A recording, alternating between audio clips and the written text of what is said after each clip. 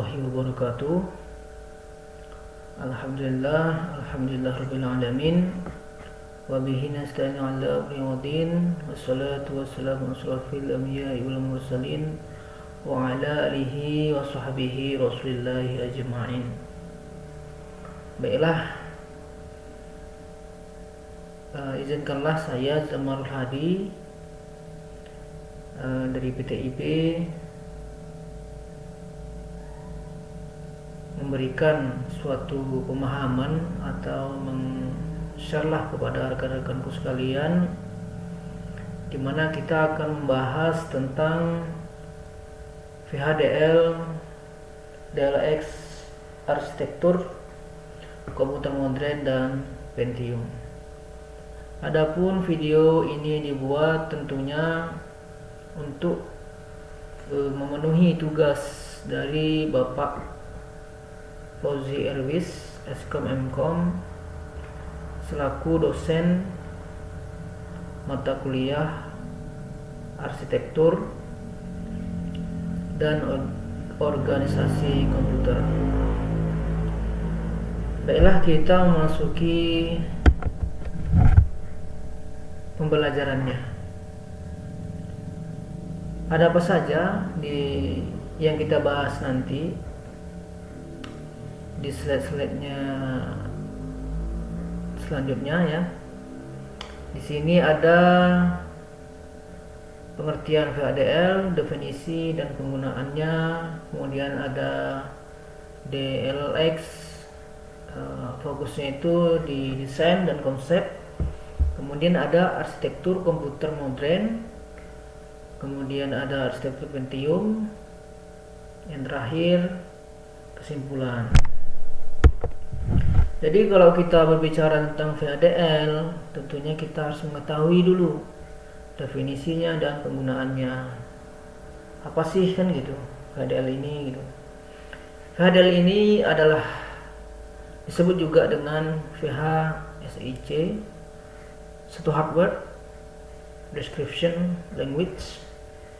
Digunakan untuk apa? Untuk mendesain dan simulasi perangkat keras digital kita gitu. Jadi suatu sistem di perangkat keras digital gitu ya. Kemudian ada keunggulannya. Keunggulan dari VHDL ini tentunya untuk modularitas ya. Kemudian ada simulasi dan standarisasi IEE. IEE ini digunakan untuk standarisasi suatu kualitas yang pada dasarnya itu dia mencakup seluruh dari standarisasi teknologi gitu. Jadi inilah undang-undangnya gitu.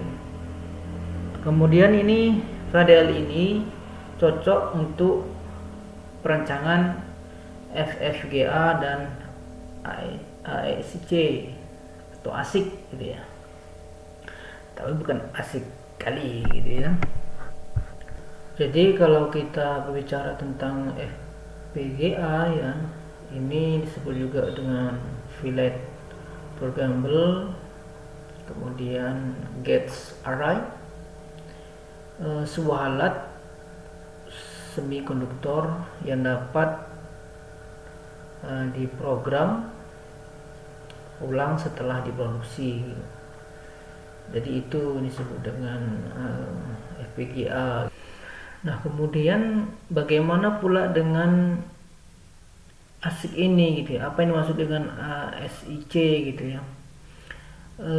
Disebut juga Application Specific Integrated Circuit.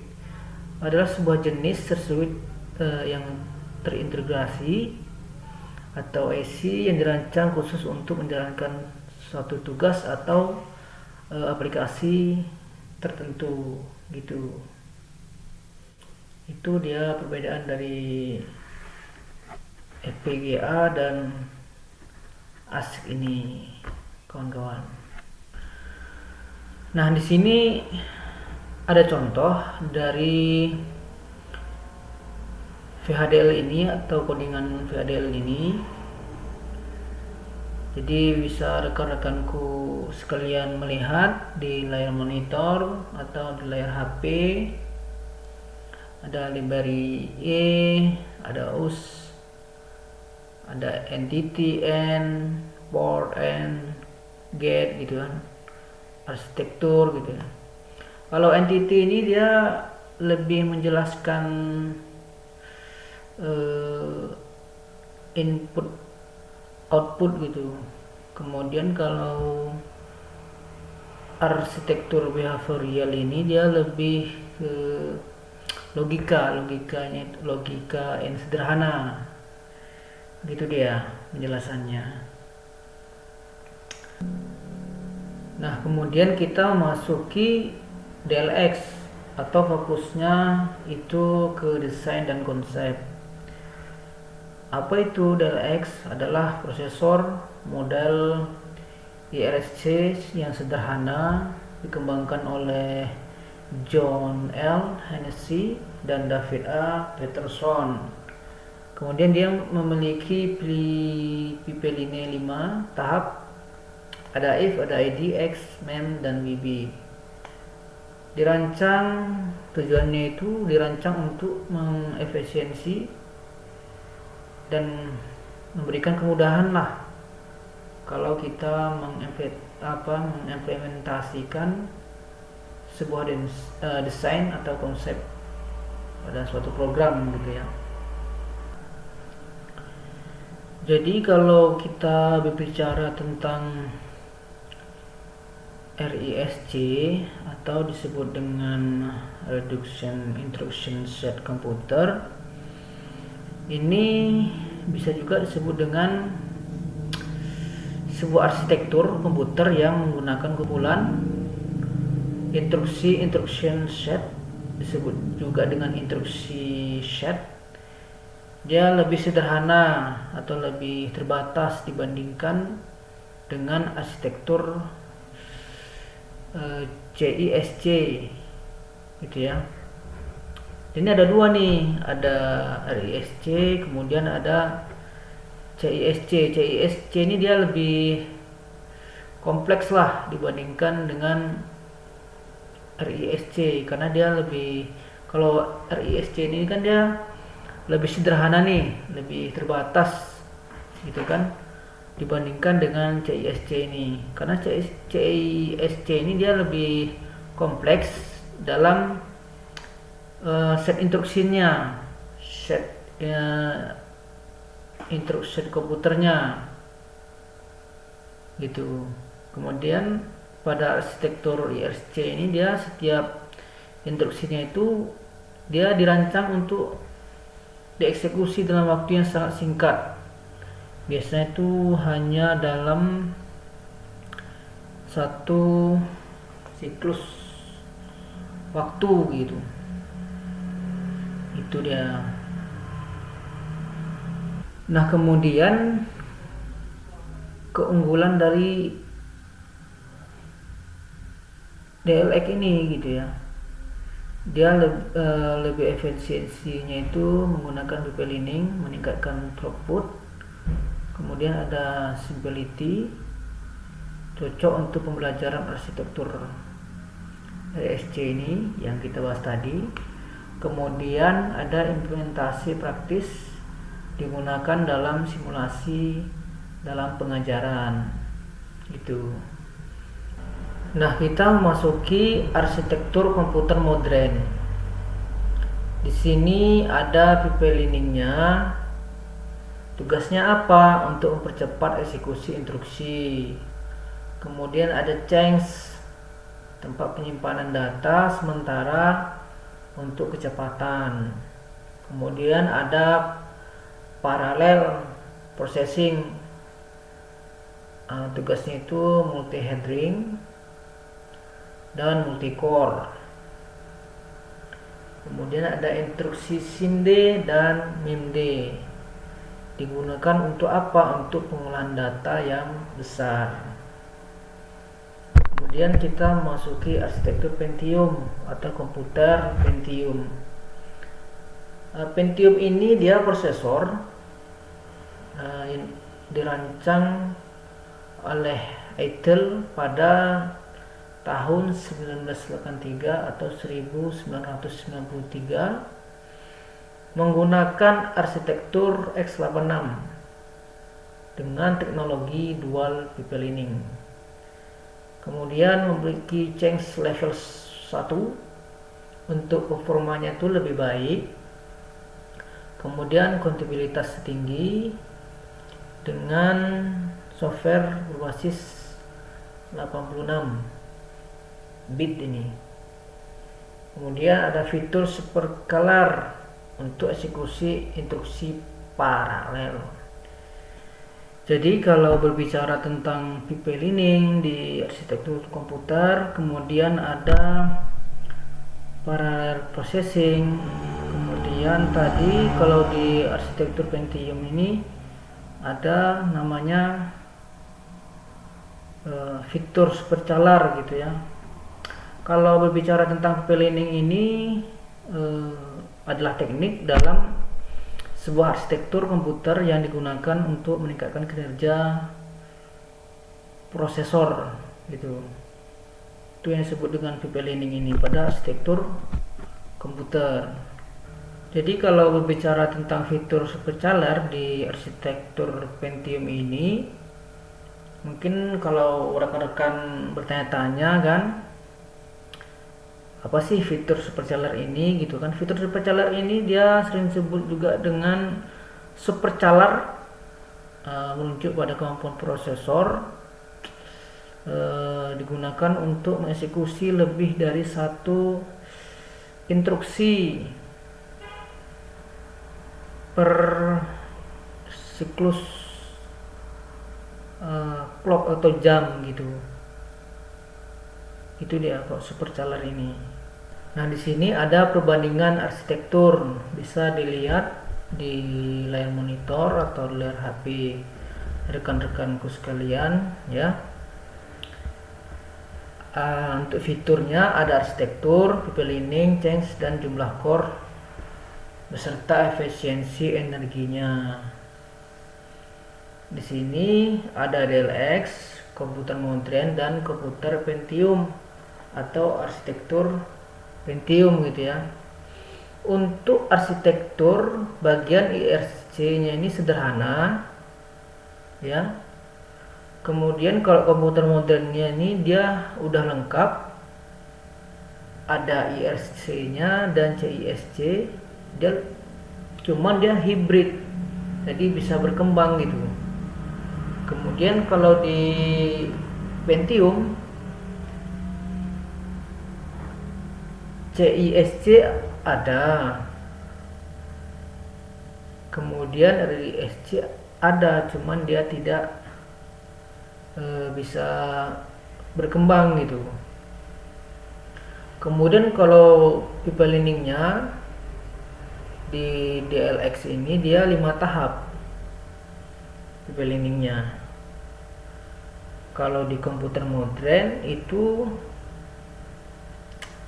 multi level yang kompleks. Kemudian kalau di Pentium dia dual pipelining, cuman 2 gitu. Kalau di komputer modern multi level gitu, tapi kompleks pula kan gitu. Kemudian kalau checksnya itu di DLX itu tidak ada. Kalau di komputer modern ini dia sudah ada 3 level change-nya, ada level 1, level 2, dan level 3. Kemudian kalau di Pentium cuma level 1 untuk change-nya, tempat penyimpanannya gitu, penyimpanan data. Kemudian jumlah core-nya, kalau DLX ini dia single core,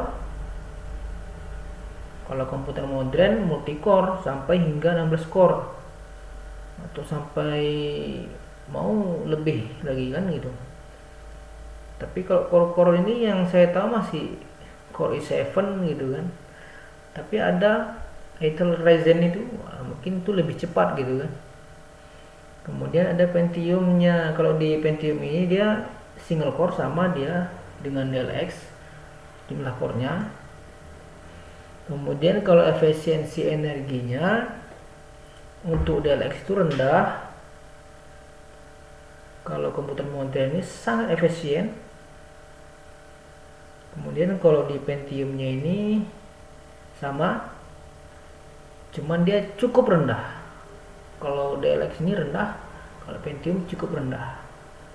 Jadi itu perbandingannya atau perbedaannya dari DLX, komputer modern, dan Pentium.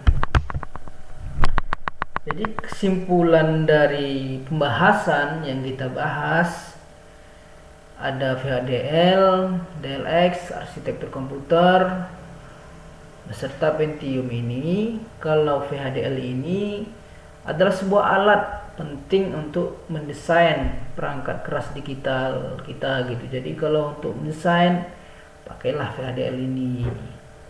Kemudian kalau DLX ini memberikan pemahaman atau kesan kita gitu ya, mendalam tentang prinsip RISC ini gitu yang kita bahas tadi. Kemudian ada arsitektur komputer modern. Dia ini lebih menekankan pada efisiensi dan performa.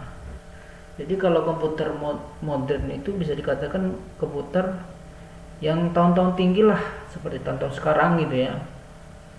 Dia lebih menekankan performanya gitu, kecepatan daya atau kecepatan mengakses sebuah internet gitu kan, atau membuat program kalau kita sebagai programming gitu kan.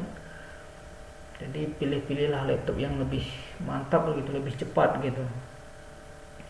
Kemudian ada Pentiumnya ini. Kalau Pentium ini merupakan tonggak atau tiang atau unsur penting lah dalam sejarah perkembangan prosesor, tentunya dalam perkembangan komputer modern ini gitu.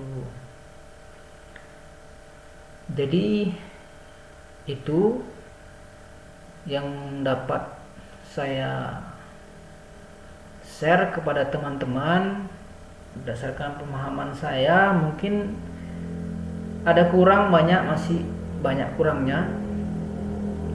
Jadi mohon maaf apabila ya penyampaiannya nanti kan atau gimana. Ya mohon maaf. Kita di sini ya sama-sama belajar tentunya. Dan harapannya kepada rekan-rekanku sekalian bisalah memahami sedikit banyaknya, karena kita sudah hampir 4 minggu ya kita membahas tentang arsitektur ini, mulai dari SAP1, SAP2, SAP3 gitu kan, sampai dengan HDL, DLX, dan arsitektur komputer Pentium ini. Jadi ya saya pribadi harapannya ya bisalah memahami sedikit banyaknya, ya khususnya saya sendiri juga gitu ya. Jadi bisalah, itulah yang kita bawa pula kan gitu. Jadi demikianlah yang dapat saya sampaikan, dan terima kasih kepada Bapak dosen yang telah memberikan waktu kepada saya untuk menjelaskan atau memberikan pemahaman saya tentang VHDL ini dan DLX arsitektur komputer dan Pentium ini, Pak. Terima kasih. Wassalamualaikum warahmatullahi wabarakatuh.